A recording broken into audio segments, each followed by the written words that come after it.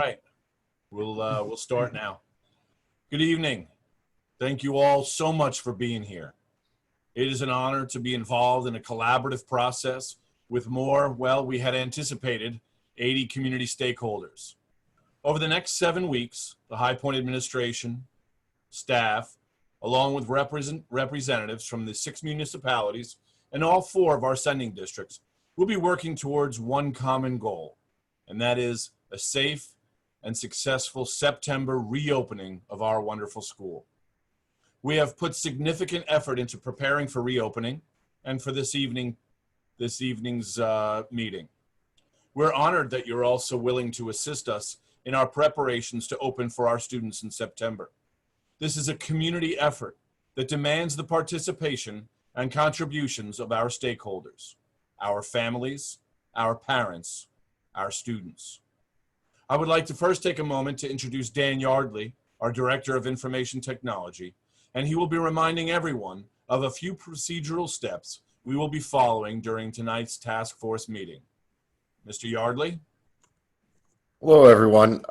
Just since this is a large group, everybody's muted when they come in. If you want to ask a question in the later portions, we'll have a portion of this meeting where you'll be able to ask questions. I ask that you use the raise your hand option.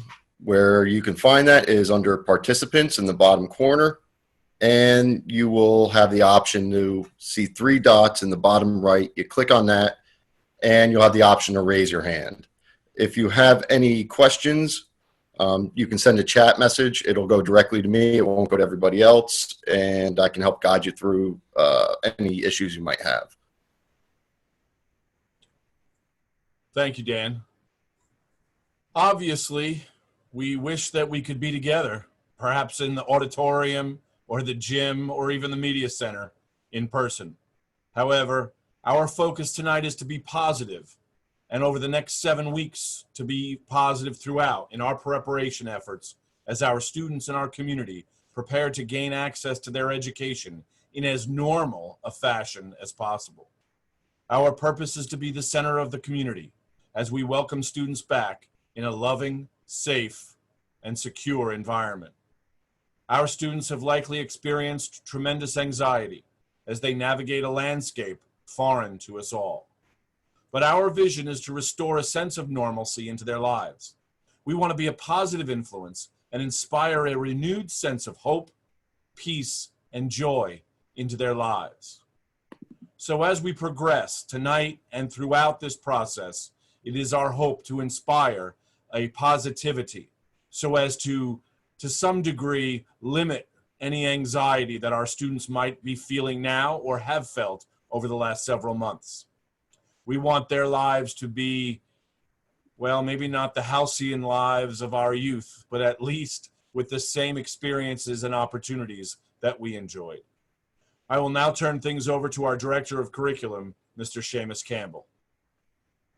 Good evening, folks. It is really nice to see so many friendly faces, a lot of staff. I feel like we're on a Friday afternoon social. But rather than discussing how we're teaching while we're in quarantine, we have a hopeful, spirited message tonight, and that is that we are 7 weeks away from being back together on the gorgeous campus that is pictured behind me. So this is a positive, exciting time. And it's upbeat and we're hopeful and we can't wait to be back. Our students want to be back, our teachers want to be back, and it's coming. And we have 7 weeks to plan, and we thank you all for putting the time in. Your time is valuable and you're here to help us make decisions that will make September a success. I'd like to share my screen with you very quickly, and I want to show you a couple things here. Let me see if I can master this. And share.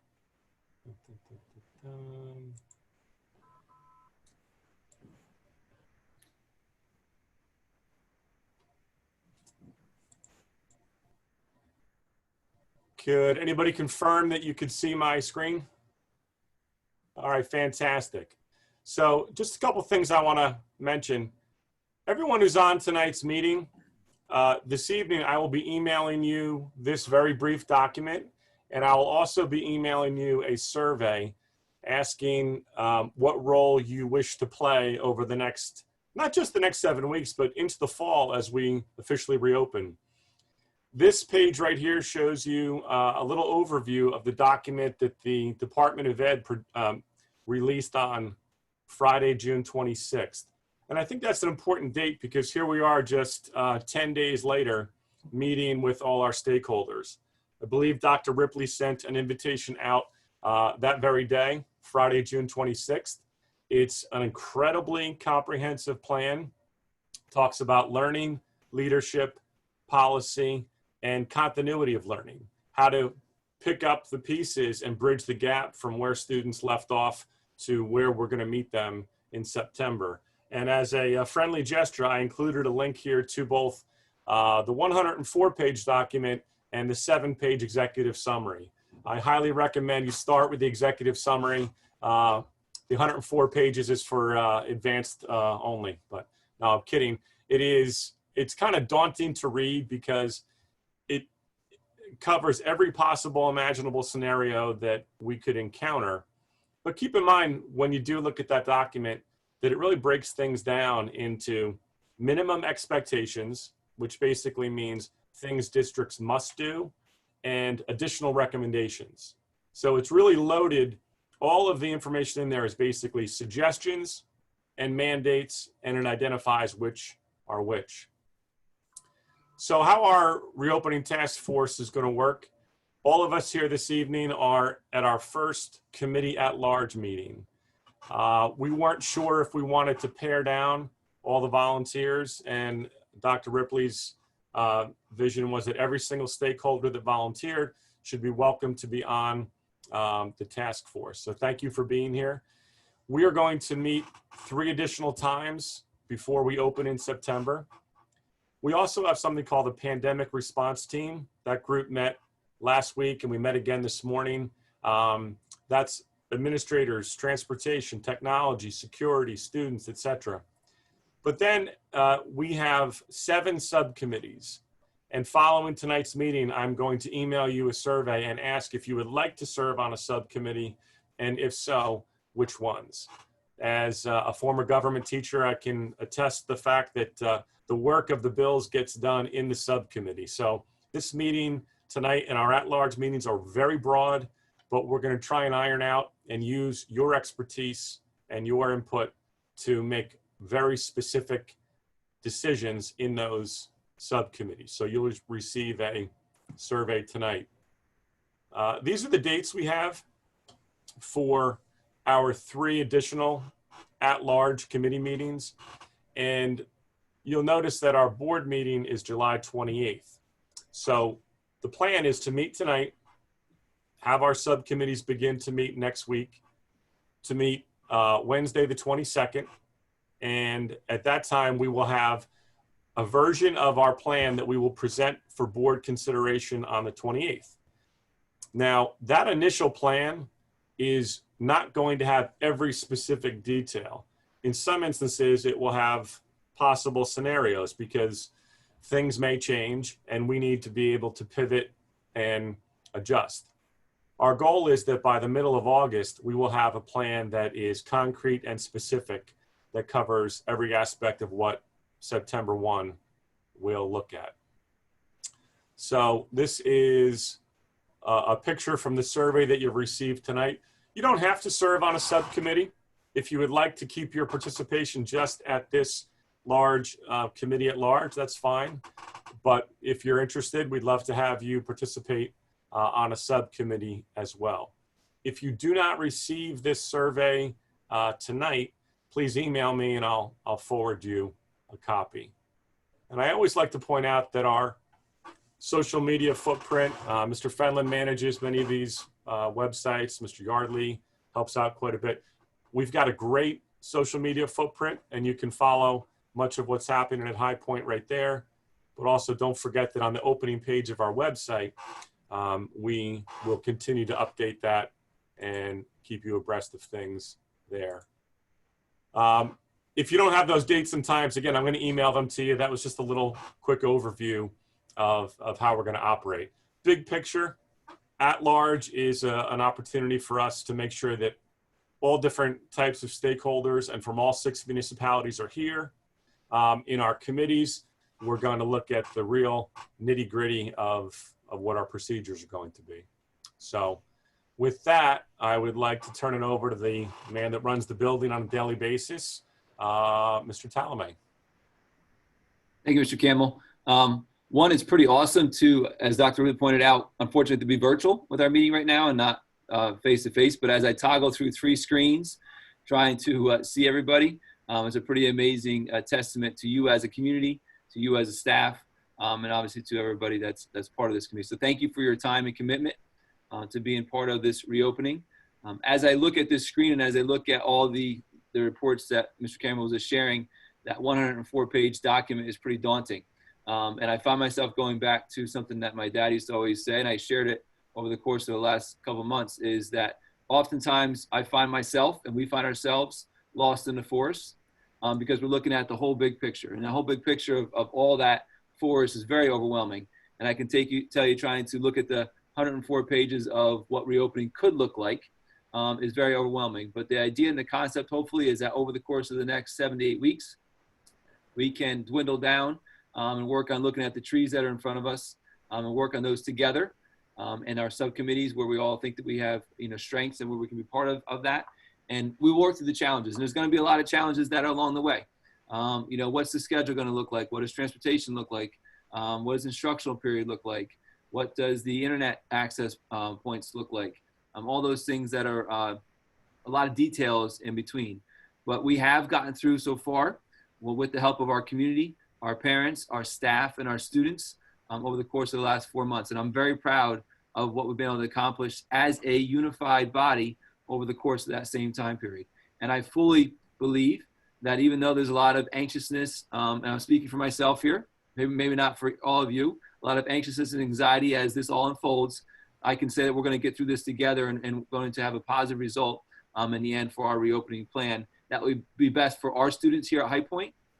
And I think that that's key because there's a lot of different plans that may be out there.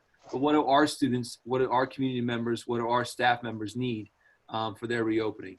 And that's our goal, to focus on those areas, and we'll figure out the details along the way. So thank you for your time, your commitment, for being here. We will have students that will be part of this as well.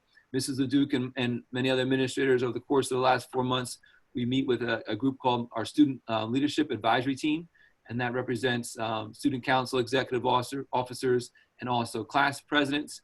That obviously has rotated in, as unfortunately we have lost some of our seniors who have graduated and been part of that for many years, and we're bringing in a new group of student advisors. So they're also going to be part of this reopening task force and team, and they'll have their voice 100% heard through our subcommittees as well, because that's what we're here for.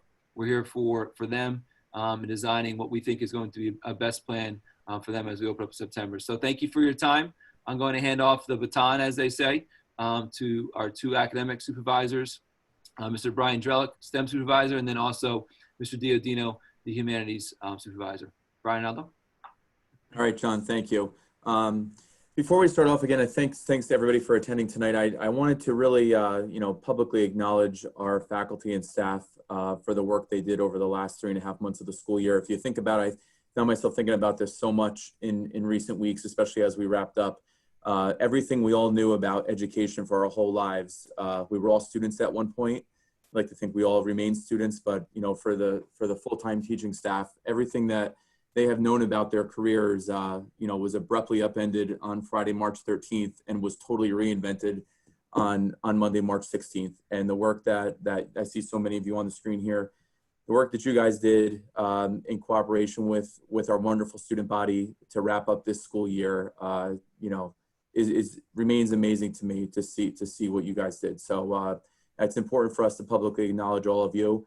And as we look forward to next year, it's exciting to have this conversation. We're going to be back in the building, like Mr. Talamay, Mr. Campbell, and Dr. Ripley said. We don't really totally know what that's going to look like yet, but what we do know is that our teachers are wonderful at developing relationships with our students, and we are really looking forward to the opportunity to see that face-to-face again.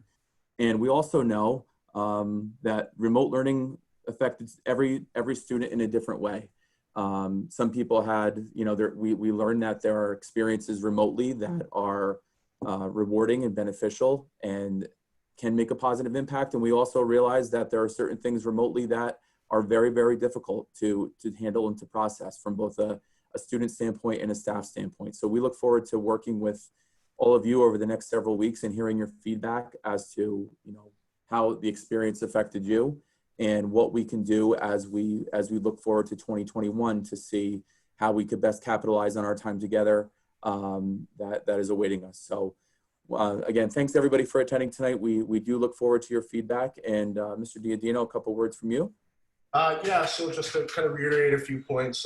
One, as you said best, Mr. Drellick, all of a sudden on March 14th, you're looking at yourself going, okay, how do I do this? What started off as, okay, 2 weeks, let's prepare for 2 weeks, turned into the remainder of the school year. So understanding how the classroom instruction worked virtually is something that we definitely want to look into a little bit more. Understanding more the technology gaps that existed, what worked, what didn't work, who has access to what devices, to better prepare for the reopening in September. So that way we can try to continue as best as we can, educating everyone. So I'll keep it short and sweet, that's it. But please, one of the things I definitely would like to just reiterate is constant communication and letting us know what worked, what didn't work, and maybe even a resource that you know of that was better. Some of you are teachers in other districts and you used a certain platform that you thought really worked well. Those little things like that, so that way we can improve the overall process. So, thank you. Pass it off to Mr. Van Orden, Ms. Leduc, and Mr. Carter to take it from here. Go ahead, guys. Thank you, Mr. Drellick. Good evening, everyone. It's great to see everyone again in this setting. And just to reiterate what Mr. Drellick and Mr. Diodino said about, our teachers and students did a tremendous job the last 3.5 months. Uncharted waters, and we couldn't be more proud of everyone. Okay, and it really was a great team effort all along the way. I'm the Director of Athletics, Assistant Principal and Supervisor of Health and Phys Ed, and athletics are changing daily here at the state of New Jersey. Every week, every Friday, we're given a bulletin that's released by the NJSIAA, and we share it with our coaches, who then share it with our student athletes. And again, it's changing daily, and we just hope that as of right now, we do have a normal start to our fall sports schedules with football and girls tennis. First official start date on August 10th, all other sports on August 17th. So right now that's in place. But as of this Friday, July 10th, the Sports Advisory Task Force is releasing a statement and a new model in regards to the start of the fall season. So that could change. Very good possibility it could change, but we will definitely keep everybody in the loop and keep our fingers crossed. Hopefully we can bounce back and rebound off of this and get some normalcy as soon as possible. But we also want to make sure the student athletes and everyone is safe. So first and foremost. Right now, I'd like to just turn things over to Ms. Leduc. Hi, everyone. I want to echo what Mr. Van Orden just said. Thank you all for all your hard work during this time. I know it was very difficult. And I think for all of us, I went back into my office at some point in June, and I saw my calendar. I have that Rubik's Cube calendar, and it said March 13th. And I said, oh my God, I can't believe that it's been this long. So thank you all for wanting to be a part of this reopening task force. I'm just going to chat really quickly about the social emotional aspect of what we're expecting returning to school in September. I will say, I don't want to knock academics, I don't want to knock sports, but I think the social emotional aspect of things is probably the most important, because students cannot learn if they are not stable and comfortable and happy and enjoying what they're doing. And so we absolutely want to have an effective program put in place for our students and our staff. Sending out surveys, seeing how students and staff are doing is a priority for us, so that when we come back in September, we can work with our school psychologists, we can work with our SAC counselors and come together as a team to make sure that our students feel supported and can come to us with, during these times, we have no idea what students have endured, whether it's a financial aspect of, their family struggling, or emotional, or just, the structure of being in the building was what kept them whole, and not being in the building kind of, turned them into, just not feeling like they're a part of something. And so we want to make sure that they come back in September feeling just as a part of High Point as they were in March, and ready to go and learn and be the athlete that they were and the scholar that they were. So ultimately that's definitely a goal for us. And I will hand it over to Mr. Carter. Mr. Carter, you're muted.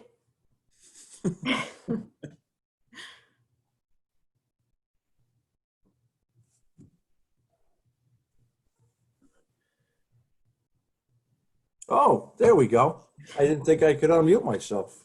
Oh, well, I kind of just want to stay consistent with what everybody's saying. I think we came through a very unique situation, and it was a little bit trying, but I think what was important is that the community, the school, the students, the staff, everybody came together to do the best that we could during that unique time, and I thought we did pretty well. What's very encouraging to me is the way everybody bonded together, the way staff showed flexibility and concern, administration reaching out and making excessive phone calls on a daily basis to make sure everybody was okay. So I thought overall the process worked itself out pretty well. But now we're in a position where we've closed one year and we're moving forward on the next.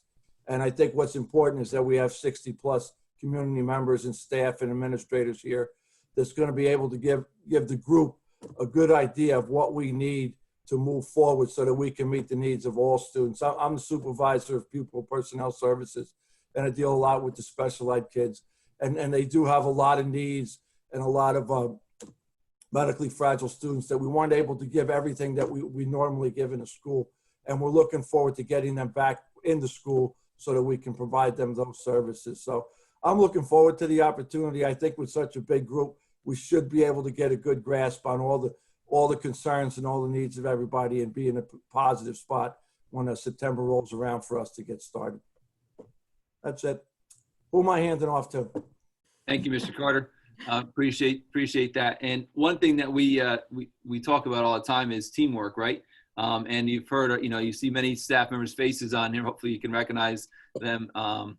You may have seen them in other places before, but staff members that are part of this, but also we have people that are part of this administrative team that we constantly have contact with. So I'd like to make sure everybody knows. Also on the call, Mrs. Williams, our transportation coordinator, Mr. McGrath, our building and ground supervisor, Mr. Rice, the director of student safety and security, and then Mr. Yardley, who you heard from in the beginning, director of information technology. Without their feedback, their constant communication, support, advice, perspectives, we wouldn't be where we're at right now. And I mean that wholeheartedly. We spent a lot of time in these bizarre new meeting styles that we call Zoom or Google Meets, and their feedback has been crucial to us being able to put things in place for not only starting on March 16th, but also for our help moving forward. So thank you very much to the four of you for your assistance and guidance, and look forward to your continued conversations as we move forward. So thank you very much. We're going to segue now, Mr. Campbell, to questions, I believe, from the audience. Remember, Mr. Yardley kind of highlighted that in the beginning. If we have some general questions that we can respond to, we will be able to. Understand, as we said, this is part of the development of the reopening plan. So we don't have every detail figured out right now, and we hope to be able to iron those details out as we move forward over the next 7 weeks. So hopefully we can manage the technology of raising your hand, and if we see that, we can raise our hands and then also be able to answer those questions accordingly from the panel. So if anybody has any questions, you can go ahead and do that. Mr. Yardley can reiterate again what that looks like, and we'll try to go from there. Yeah, you should be able to see if you click on participants, and you'll see a few options. One of the options will be to raise your hand, and I see some people are able to do that. I see a few hands going up now. Mr. Schroep was our first hand up. Hi, Jill. Hi, guys. I had one question. Are we in a position to be able to go one-to-one with Chromebooks? Great question. We are super excited. Actually, we talked about that for 3 or 4 years when our capacity reached the point where we could. And I thought it was really working well the way that we decided to do it. The fact that it wasn't always in the kids' hands, So it was working pretty well, but we do have the capacity. So yes, day one. I think that would absolutely be huge. That was the thing in March, as this was becoming more publicized. The kids were nervous and frustrated and didn't want to handle the Chromebook. So that would alleviate one big problem for everybody. Yep, day one. Mr. Yardley has an awesome system set up. I think he's using Mrs. Fenland's barcode scanner. And So we have, I think, great question, Mr. Schroep. Thank you. Mrs. Hodgins, it looks like, has her hand raised. I'm trying to figure out where she is on my screen. But go ahead, Mrs. Hodgins, if you, there you are. Can you hear me? Yeah, I got you. My question is, I see that you have a task force, right? An emergency task force. Is that correct? Is that what it's called? Oh, hold on. I can't hear you. Amos is muted. I'm sorry. I think we're using the task force. The reopening task force is the big broad name, but we do have a pandemic response team. The state mandated that we have that team, and part of what the mandate was really intended was for large districts with 7 or 8 buildings, and it was a mandate that every school have its own specific school team. But in order to be compliant, we thought we would take our smaller group of administrators and others, which is about a 15-person group, and make that our pandemic response team. It's a little bit. As I was looking at the list, I noticed that there are no teachers involved. Is there a reason that you did not include any teachers? Yes, I took that a short while ago. There will be teachers on the pandemic response team. I didn't include all of the participants there. It's actually very much a replica of our crisis response team, which has 3 or 4 teachers and other faculty members on it. Yeah, it's meant to be really kind of an ongoing team and committee.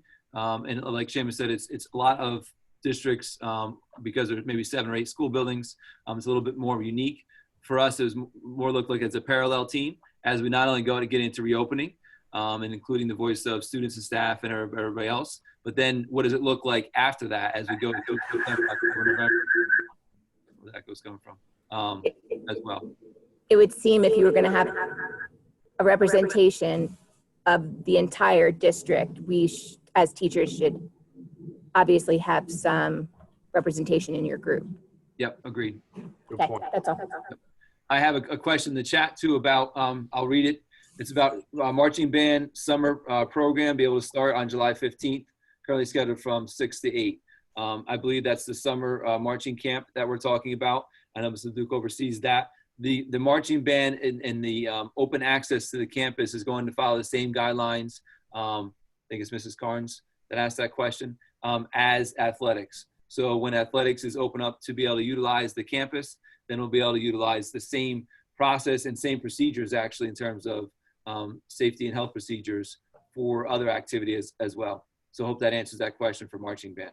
And Mr. Talamy, are we looking at a date of not the 15th, correct? Not the 15th right now. We're talking about July 27th. Mr. Van Orden, is that correct? Yes, sir. July 27th, we're looking at as the date. And again, that all depends. Again, that could change weekly depending on what the NJSIAA deems as reasonable at this time. Right. Mr. Yardley, do you see any more hands? I'm scrolling through my list. No, not right now.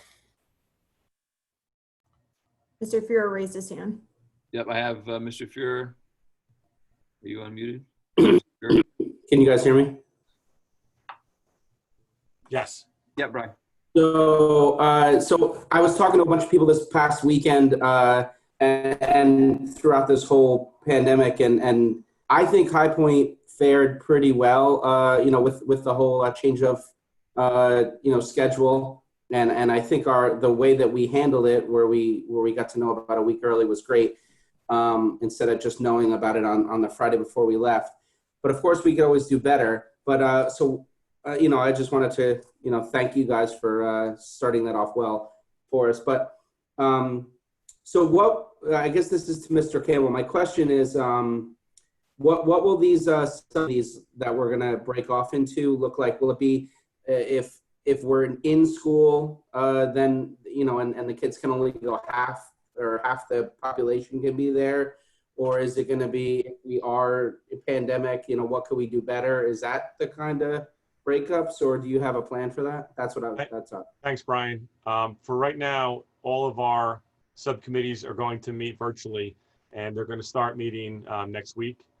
And if you look at the 104-page document, you think about everything that we need to take into account, from transportation to masks to new policies to funding, to personnel, to how do we manage students that don't feel well, how do we quarantine students, contact tracing, entering the building, traffic patterns in the building, the use of bathrooms, hand washing. It's you could probably make a pretty good list of about 100, 150 things that we need to dial in and have a plan for. So the idea is really to divide and conquer. As an admin team last week, as soon as we all broke down the plan came out Friday the 26th.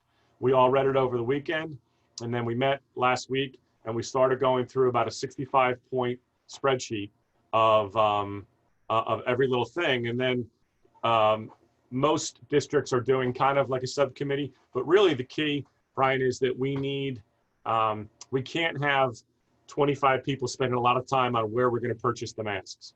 So we need to put 2 people and say, you guys know where the contacts are. You know someone who got them cheap. You're doing that. Let's go. Signage. Stefan needs someone to help him figure out where we need the signage, traffic flow, the buses. So really the idea behind the subcommittee is to take the 50 to 100 to 150 specific decisions and try and put them into subcommittees, and then give feedback and ideas on how to solve them. But it will be everything from probably the biggest question, right off the bat, is at what capacity will we open? What will our schedule look like? And how will lunch work? So if you really get into the 104-page document, what you find is it's surprisingly limited in what it mandates, because as long as you wear a mask, you don't need to remain 6 feet apart. So you could hypothetically, I'm not saying it's best practice, you could put 45 students on a bus. You could put 25 students in a classroom. How are we going to do that? Is that best practice? Will we split the students in half? Will we go full? Will we go? So from those very, very big pictures down to the small pictures, well, I shouldn't say small, because one of the things we want to have better clarity on is academic expectations. We pivoted on a dime and triaged tough situations in the spring. We want to have a better idea to parents and students and staff of how we're going to handle some of those academic issues we dealt with in the spring. So I don't know if hopefully that shed a little light on that. Yeah, and again, that goes back to the big picture. There's a lot of stuff that can be overwhelming. So the subcommittee idea of subcommittees is trying to tackle those small segments of it and be able to make some good recommendations out of that. I have a couple questions that came in on the chat I'm going to try to answer, and then we'll get to some more hand raising as well. So question from the group is for staff. PPE be provided for the faculty, something that we're working on right now. Obviously, the new norm of having masks available, right, at all times, wherever you go, has become what we're all facing. So one of the things that we're looking at is what's the best practice, again, for that, for staff, and what is actually instructionally sound when you're teaching for 30 or 40 or 50 minutes, whatever it may be. So yes, we're looking at PPE for staff, which all adults in the building, all staff, and also visitors are required under the guidelines to wear masks. Students is a highly recommended practice. Again, like Mr. Campbell said, that will deviate, depends on which direction we go with the reopening plan from all of our stakeholders. So definitely part of the plan for PPE as required by the state plan. Another question I have is about sports, and it's asking about whether or not spectators would be allowed at sports, or just athletes and coaches. Ms. Van Orden, maybe you want to answer that right now. I don't know if we know that answer yet, but maybe you could. That's a very good question. Right now, nothing's been released or said in regards to spectators. at sporting events. I think they're waiting to make that determination once we get into the preseason portion of the fall sports season in August. In regards to coaches, right now, coaches all need to be wearing face masks. They need to be wearing the protection at all times. Student athletes are allowed to take off those face coverings while they're involved in, heavy activity. But then it needs to come right back on once the heavy activity is done. And again, keeping social distancing, working in groups of 10 and no more. And right now we'll get more guidelines as it comes out. Hopefully we'll have some more answers for you on Friday when the latest statement comes out from the NJSIAA. Thank you, Mr. Norton. Appreciate that. Another question in the chat about performing arts, fall drama, spring musical. What does that look like? Obviously, our goal is all-encompassing. One of the hardest things we had to go through this year was the loss of not just the instructional impact, but the events, being together, the life of a high school student and all the events that they were not able to take part of, whether it be the spring musical and the Wizard of Oz, or the junior prom, or many events all in between. So we will work our hardest to make sure that we provide an avenue for those events, those extracurricular events, as Dr. Ripley says all the time. It's the extension of the classroom is what athletics and extracurriculars are. And we know how important it is to not just our student body, but also to our parents, our staff, and our community. So yes, we will work into the plan, the performing arts, the fall drama, spring musical. Again, it will all vary on the guidance from the state, along the same lines as athletics will, in terms of participation beyond just the actual individuals. Mr. Diodino or Mr. Leduc, if you want to jump in more on that, please feel free, in terms of the extracurriculars. I know Mrs. Riccardi is dying to get the kids going and get started, and so is Mr. Aslani. And I know it's a huge part of High Point, our band and our theater program. And ultimately, our main priority is to make sure that everybody's safe. And so once, like Mr. Tommy said, we have a little bit more of an idea of what it's supposed to look like or what it's mandated to look like, I think we'll have the opportunity to start moving forward in baby steps. Mr. Diodino. Yeah, I don't want to repeat what both of you said, but that's pretty much it. And just waiting a little bit more guidance as to what band will look like. And look, I know Ms. McCarty was devastated, and all the kids were devastated that they couldn't put on the Wizard of Oz. Thank you, Ms. Renzan. I believe Oreo, right? Is that your dog? Was supposed to be Toto. So thank you. We appreciate that, and maybe we can find a way to work Oreo back in. Right, I'm pretty sure the dog's name was Oreo, right? And I will say I get emails from Mr. Aslanian all the time because he is really, really excited and ready to go. So I'm sure when we get up and running, it's going to be great again. Thank you, Mr. Duke, Mr. Diodino. Another question I have about lunch. We talked about that a little bit. There's about 4 or 5 models of schedules that we're looking at. And all of them are, you could rationalize one way or the other, or maybe better than the other. We have not decided that yet as a team, and we're seeking input from everybody as we move along with that. Because obviously it's not just the instructional block, it's the social emotional piece that Mrs. Duke spoke about. It's also the lunch piece, as well as the remote learning aspect of it. So trying to look at schedules that will target all those areas. And yes, lunch is an issue in terms of one of the things in the report. It identifies as very clear health and safety guidelines around that, and we'll continue to work through that. Another question in the chat is about our use of mask address. Sorry, are masks going to be required? Also, again, the document is clear on staff and anybody in the building, visitor-wise and so forth and so on, that masks are required. What it's not exactly clear on is students requiring a mask. It basically says if you can't social distance, and I believe Mr. Campbell spoke about this a little bit, then you are required to wear masks. So that gives a lot of latitude, right, for school districts to be somewhere in between.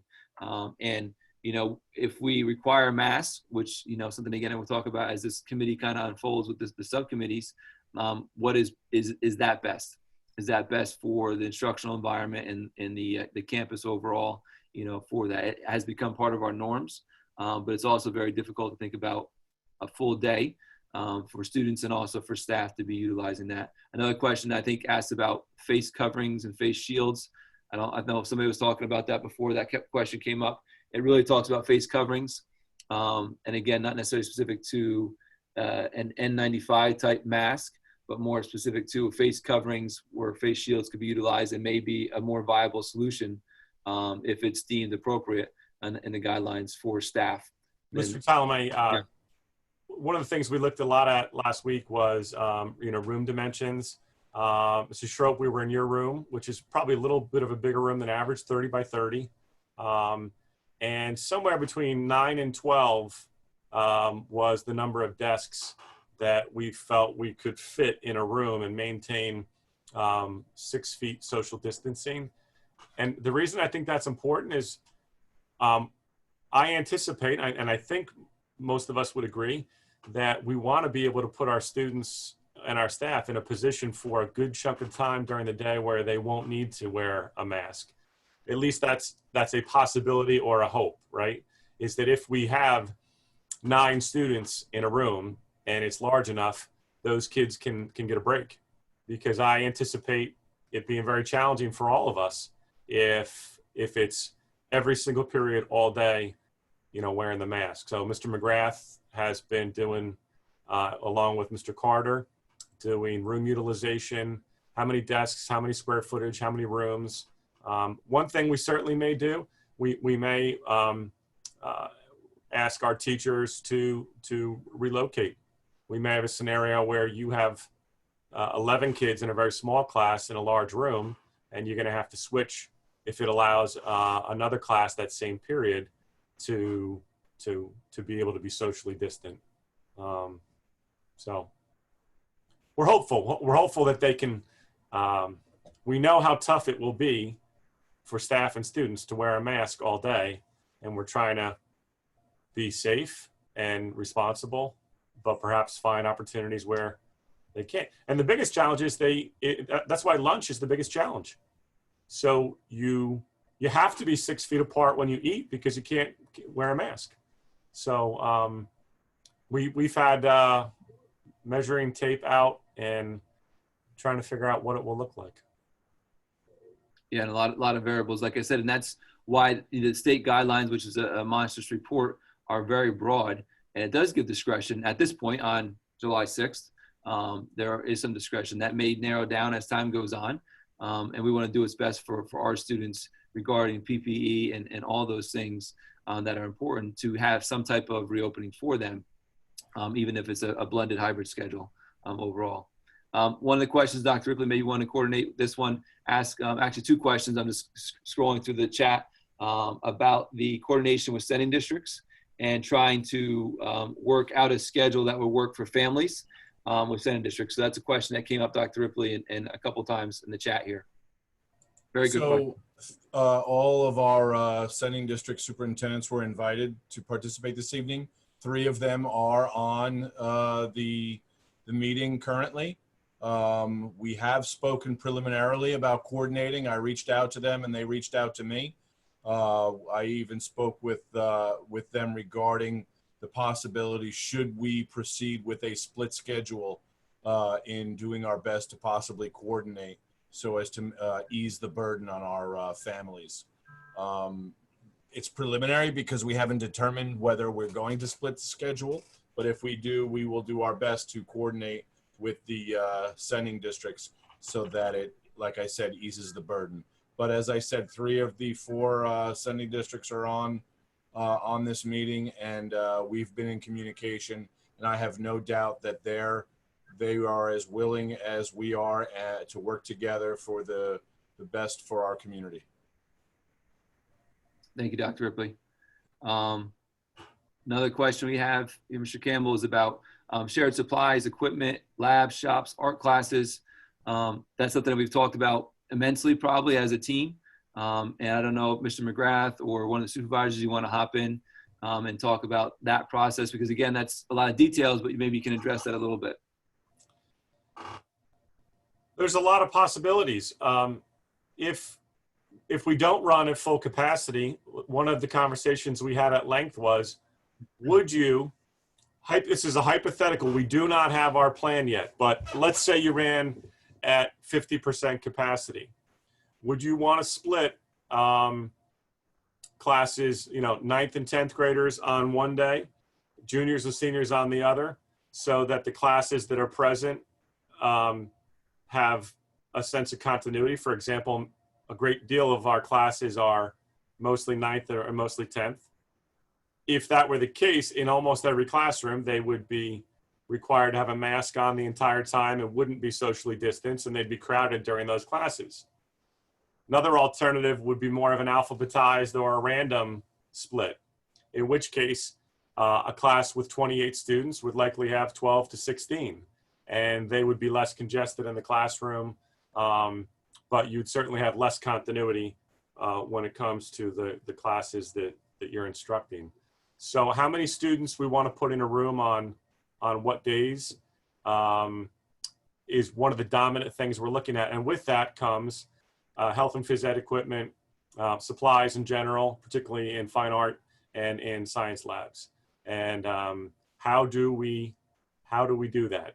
Well, one is you could use equipment. Students don't share the equipment, and it's sanitized after each use. That works well in some instances. If you have 4 soccer balls, you might be able to. I don't want to get into specifics, but I think you probably wouldn't do that. But we have to work within those parameters. We don't want 18 students in a classroom that are sharing science lab equipment and handing it to one another liberally like they may have done in the past. Does that mean we can't have science labs? No. It means we have to really put our heads together and figure out what that looks like.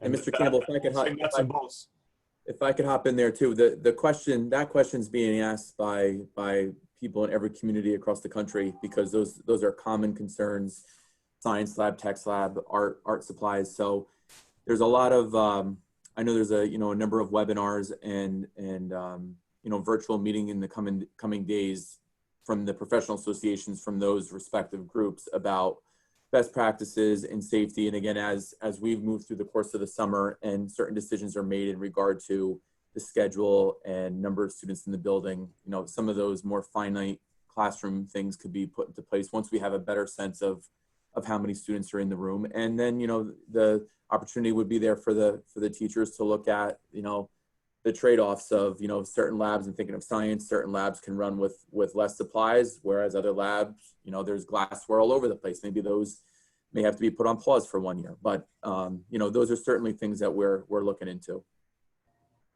Yeah, and a lot of good details and information as well. A couple more questions coming in here. One is about field trips. Is that addressed in the report? Yes, it does talk about field trips being district discretionary. And the question is relative to a lot of our science classes, in particular, the AP environmental class that does a lot of outdoor exploration, which we love so much. As we know, the outdoor space has been deemed by the experts as safer space. So we'll continue to try to do those things as much as we can on campus. Several questions on here about maybe eating lunch outside and using our beautiful campus that you see behind Mr. Campbell as much as possible. So not only in phys ed classes, but in any type of lab situation or other opportunities for lunch, we try to use the outdoor space. Field trips in general will have to be case by case, and will be part of our reopening plan for sure, because we know how important it is to our student body to be part of that. However, there's a lot of guidelines that are going to go with that, not just our own specific district guidelines, but as we talked about, as we started to wrap things up and look at this year, as we didn't know if May and June were going to take place, we discussed administratively that maybe it would be okay if this field trip was in this area, but if they were going to another area that was deemed a high virus area, then maybe that would not be a best practice. So all those things have to be considered, but we do realize the importance of field trips for our student body, and it is part of their extension of the classroom as well.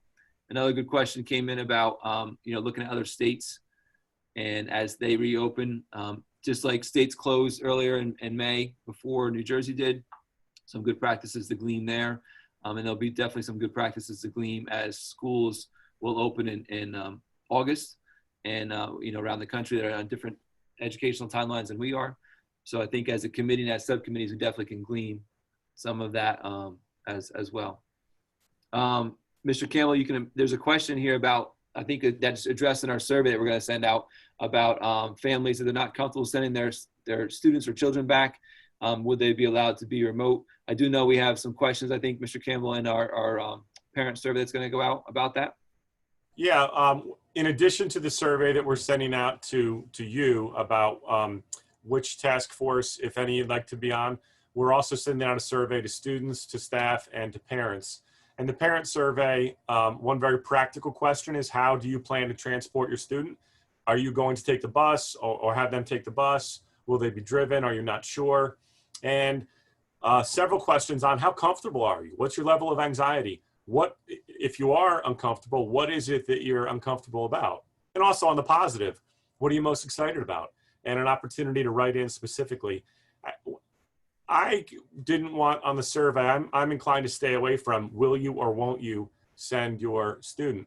The expectation is that we're open September 1, students will be enrolled and participating. Certainly that survey would allow a parent with a very particular reluctance or concern to, communicate to us at that point. And we don't have an answer for exactly how we would respond to that. Certainly we're going to be incredibly accommodating, or as hopefully as accommodating as we can be.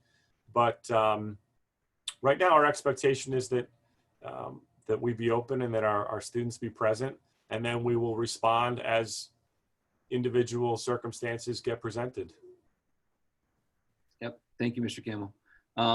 Another great question is about staff in terms of covering the in-person classes, instructional aspects of it, and staff, as it is mentioned in the report and talks about the support of our staff is primary, not just with the SEL component, but if there's staff that may be at risk or have health concerns or childcare issues, we'll have to address that as part of the plan as well.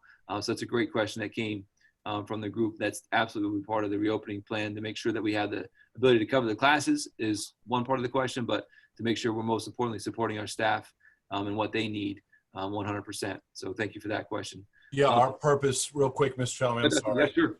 Our purpose is to, not put up walls, but make circles, not walls of hate, circles of love, and do everything we can to work collaboratively to create a scenario where no one is compromised.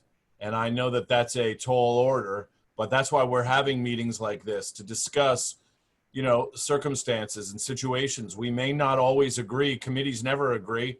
I mean, the most perfect person on earth, my wife, we disagree frequently, clearly because I'm always wrong. Nevertheless, what happens is when we're in situations where we have a number of people together, there's the inevitability of disagreement.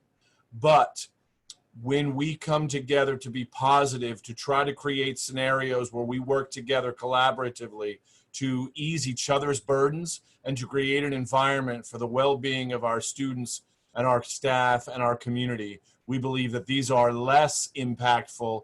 If not, they're still important, but our focus is to work together so as to resolve those matters, not create scenarios that would separate us. Excellent point, Dr. Ripley. Thank you very much. I think we have one more hand up and then a couple more questions in the chat. Mr. Rupert, you got your hand up there. I don't know where you are on my screen here. Where are you? Hey, John. Hey, Mr. Rupert, how are you? Good. I apologize. I was 15 minutes late to this, so you guys might have addressed this already. I was watching my son's baseball game. Might be the only one I get to see this year. I know some of it I heard you guys already answer. I don't know if it was Mendham or Kittatinny. I think one of the school districts are giving their kids a kit of like 5 masks and gloves per semester. I heard that was something that was out there. It's kind of interesting. Again, you just don't know what people can afford or not. Also, they might be more willing if we give them a mask to wear it in the school. You kind of, Scott, already addressed this thing about high-risk teachers staying at home. What also about teachers, or any of us, if we want to teach outside? Like if I want to go outside every day, I can have 30 kids outside, until it's cold. I mean, I'm loud. I know there's a lot of people that might feel comfortable doing that. Is that something you guys considered? Like we have a big campus. Is the whole campus Wi-Fi ready and so forth? Two great questions. The PPE side of it, Dave, we talked about it a little bit. We haven't decided, yet again for the student side of it, if we're going to require everybody, and also then, again, what's the best practice, but also to make sure that they actually have those resources. Everybody at this point, we know is used to wearing a mask wherever they go. But I have heard those kits as well. I don't know what the school district was that was doing that. Obviously, there is a cost to that we have to consider, for that. But, I think it's maybe best practice for everybody to wear those masks if we can't provide the social distancing. And then do we actually provide those is what we're going to have to discuss as part of our reopening committees for the students. I really love your train of thought for the curriculum side of things in terms of outside classrooms, and a couple of the community members talked about using our outdoor spaces. We haven't drilled down on a lot of those details, but I think that would be very wise for us to look at outdoor spaces. I know we are, Wi-Fi, I guess, ready in a lot of spaces. There are some spaces outdoors that we're not. So there would be a cost, structure issue there as well. And Mr. Yardley maybe can talk a little bit more about that. But I love your train of thought, thinking about where else can we do this. And it's not just about the science classes, right, that are always outside and doing different things, or health and PE classes. But what about our regular other instructional classes that can utilize the space that we have around us? Mr. Yardley, you want to jump in? I don't know about the Wi-Fi access, if that's a direct question we can answer now. Yeah, the courtyard area is fully covered, and we can get about 25 to 30 feet surrounding the entire building. That's where we have it right now. We've looked at what we call lighting up the football field and other areas, but we haven't really looked at the cost for that and how much actual work needs to go into doing something like that. Yep. A great train of thought, Mr. Rupert. So appreciate you bringing that up. Mr. Campbell, looks like you got about 3 more questions. We'll try to wrap up here before we move on to the transition. Whale watching trip, I know Mr. Drellick is on, and also I think Mrs. Sarno is here as well. Mr. Drellick, do you want to address the questions about whale watching, which is one of, if not our most popular trip ever? Is that still going to happen? And you can maybe give an update on the tentative plans for that. Sure. Great question. Yeah, that is one of the best memories for so many students at High Point is the whale watch trip. So kudos to Mrs. Sarno. The trip is currently rescheduled for, Mrs. Sarno, help me, second weekend of September. Is that right? Mike? Yeah, thumbs up. Can she unmute herself? There she goes. Oh, there we go. Yep. Yeah, right now we are scheduled for the weekend of September 11th. Okay. But that's all. Yeah. So that's where we've scheduled right now. I have the hotel and the whale watches booked for that weekend. So we are hopeful that, we're hopeful that we will be able to do that. But, as we've said with so many questions tonight, that will be determined in many cases by what's permissible and what the state of things are by, 2 months from now. And we all have lived through how much changes on a weekly, daily, monthly basis with this. So yeah, on that too, Brian, like some of the places too, they're not even taking it because I have to, we do like aquarium visit. There's other things we do, and they're not taking reservations quite yet because they're not sure what their state is going to be like. Right. And so there are a couple of things that are kind of on hold right now because I have not been able to make those reservations because they're on their end, they're kind of holding back at the moment to see what it's going to be like. So we'll see. But just a point about that too, I'm not sure where the question came from, but if there's anybody in the audience tonight who has questions about that throughout the course of the summer, feel free to shoot me an email about it. Again, our tentative plan is to have the now sophomores who were supposed to go this past May go this coming September, and then hope to run the trip as usual for our incoming incoming biology students, I should say, next May. But again, that's certainly tentative as well. So. Thank you, Mr. Drellick. Mrs. Sarno, thank you for your work on that. I know it's been a lot of moving parts. Like I said, a lot is contingent upon the other side in terms of where we're going, our destination, right? Thank you for that. Mr. Campbell, maybe a question that you could clarify a little bit. Talks about students in other school districts. We talked about that a little bit, and the guidelines for those schools as well. I know the report is really open, but maybe you want to touch upon that a little bit more in terms of each individual district and how that works with High Point. Could you be more specific? It's about sending districts and coordination of plans, really, is what the question. That is in the works. Dr. Ripley's had communication with his colleagues. We've also had a lot of conversations with Mrs. Williams about transportation. We want to be in as much communication as possible. What we here's the reality. 9 to 12 is unique compared to K to 8 or K to 12, because I think in my conversations, it seems to come up the most pressing need that school districts with, say, K to 5 are dealing with is childcare. So if you're a district that has K to 5, like Frankfurt, Sussex Wantage, Montague, Lafayette, you have this tremendous need to provide childcare. And it's significantly less, obviously, at a high school. So some of the schedules, the unique schedules that they're looking at in our region are encompassing needs that we don't have. But certainly we're in communication with them.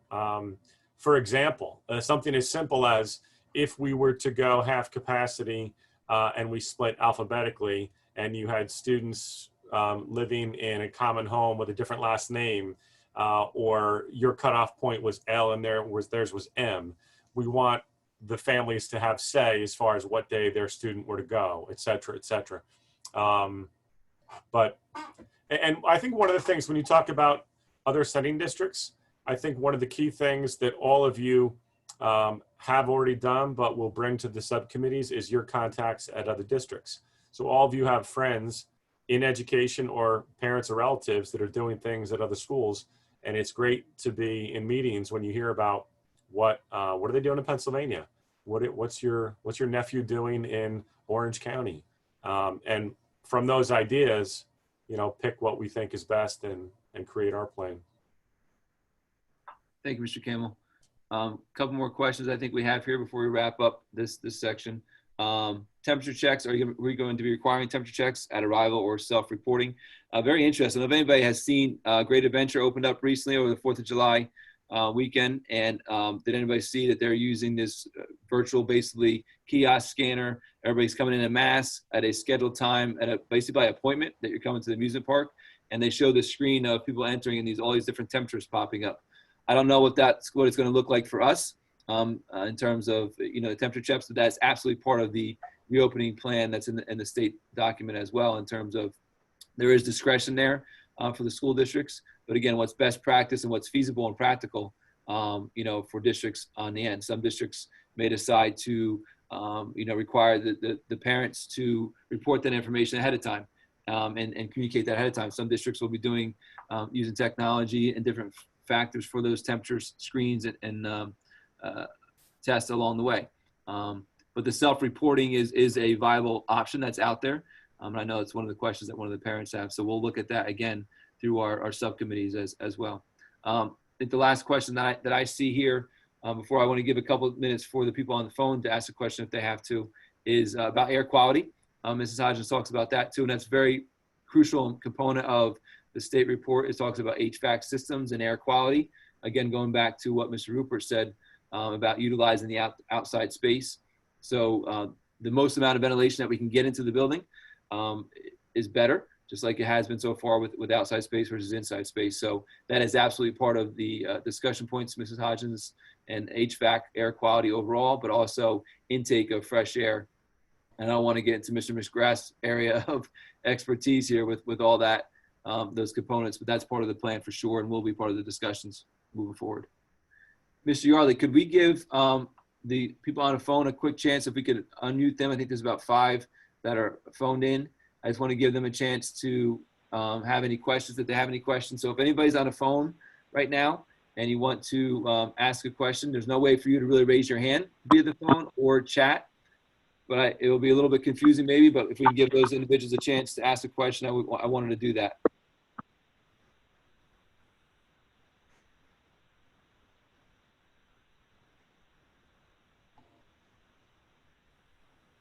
Okay, no questions from anybody on the phone. Just want to make sure you give everybody a chance. Question from the phone. You said you had 5, no? I don't know. Did you ask us questions? Oh, I thought you had 5 people on there. I was asking a question. What questions do you have? So if you're on a phone, just so you know, you're unmuted right now to the whole meeting. So if you have a question, you can go ahead and ask that. Otherwise, we'll go ahead and transition to the next part of the meeting. What do you think about split sessions? Say that again. What do you think about split sessions? Split sessions. kids in the school at one time, you know, and then if you're going to have outside classes, what do you do now? We're coming into where it's fall. You got rain, you got snow, you got cold.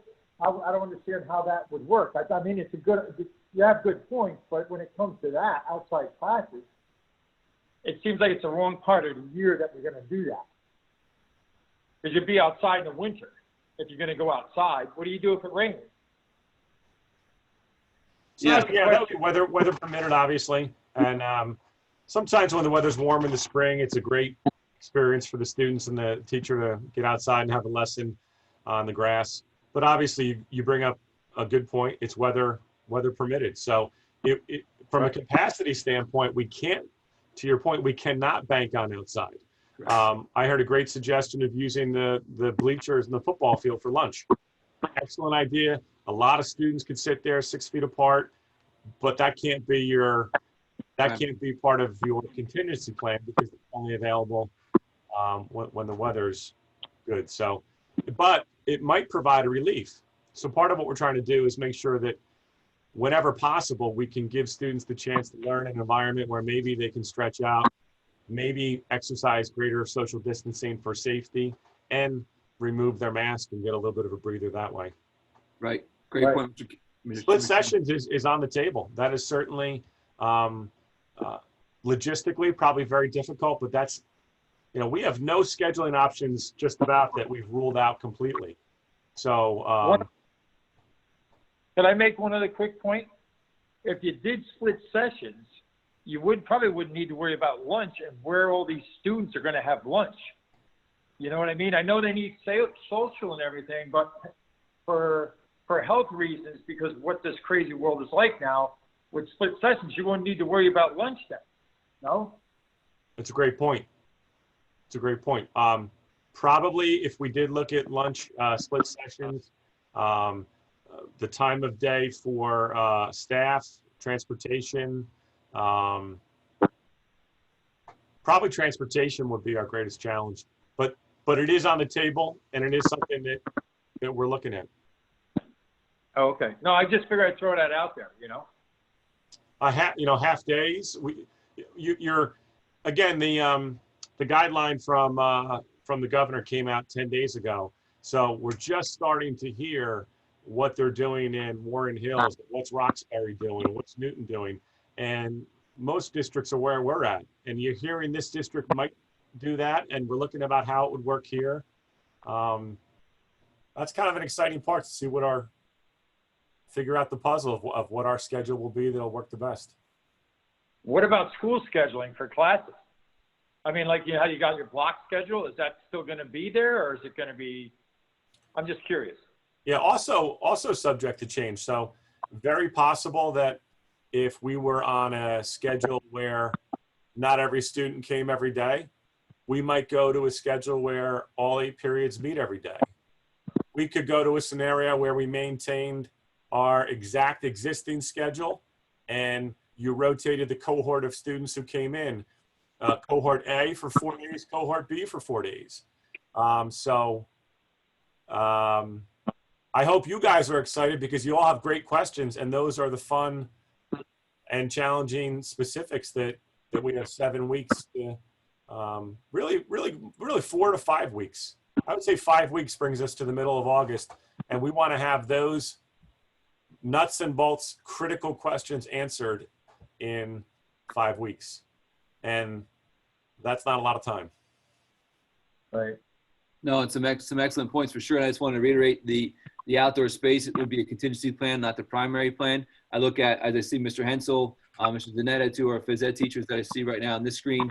That's part of the everyday plan. So in the state plan, they talk about phys ed classes and they recommend outdoor space, which is great, right? All of our phys ed classes, if you ask them, they want to be outside all the time if they can be. However, that being said, as you just said, it's all weather contingent and also activity contingent. So that's kind of what our phys ed teachers have to do all the time. So it would be part of our contingency plan. It just can't be part of our primary plan as we're going to depend on that. But some great perspectives overall, so thank you. Mr. Campbell and Dr. Ripley, do you want to segue to the subcommittees and also a little more information with the surveys before we wrap up, Dr. Ripley and Mr. Campbell? I was just going to remind everyone that I'm going to send an email out to the email group that Mr. Yardley created in 5 or 10 minutes when the meeting ends. And if by 9 o'clock tonight, if you're looking for that survey and you didn't get it, please just email me and I'll send it to you. And our goal is we'd like the survey regarding subcommittees to be completed by community members by the end of the day on Wednesday. And then we'll get back to you on Friday and let you know what subcommittee we'd like you to serve on if you were interested, and what our schedule is for our first subcommittee. So deadline for you guys for feedback is Wednesday, and then we'll be back in touch Thursday or Friday at the latest.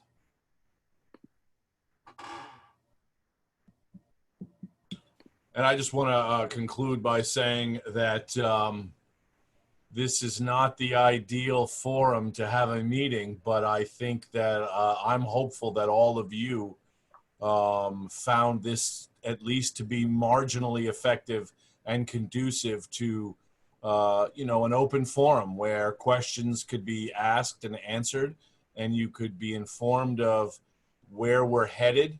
You couldn't be informed overly much because we're at the beginning processes of this. And so having this meeting essentially kicks off our corporate efforts to, as I said, be positive and reopen, to give our kids the best possible experience so that we can lead the children of this community in adjusting and overcoming the challenges that they've had to deal with, and by doing so in a compassionate, empathetic, loving manner. And so I want to thank everyone for participating, and I look forward for further discourse. Thank you. And also tomorrow morning, we'll send out a calendar invite to the next 3 at-large committee meetings that we can do this. And hopefully we can do it in person before the school year opens. Thank you, everybody. Thank you for your time and your commitment to being here tonight. And we wish you the best and stay safe and healthy. Thank you, everyone. Good night. Good night.